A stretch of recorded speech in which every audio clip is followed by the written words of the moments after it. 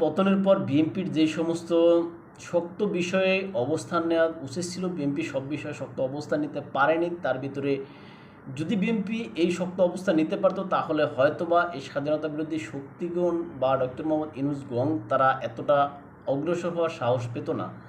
আপনারা জানেন সাম্প্রতিক সময়ে বিএনপির দুজন নেতা বা দুজন কর্মী যুবদলের যে একজন দ্বারা আরেকজনের খুন, এই বিষয়টাকে কেন্দ্র করে যে একটা গ্রুপ বা একটা পক্ষ বিএনপির বিরুদ্ধে যেভাবে প্রচারণা চালাচ্ছে সেটা আসলে দৃষ্টিকটু বা খুবই উদ্দেশ্য প্রণোদিত বলে মনে হয়।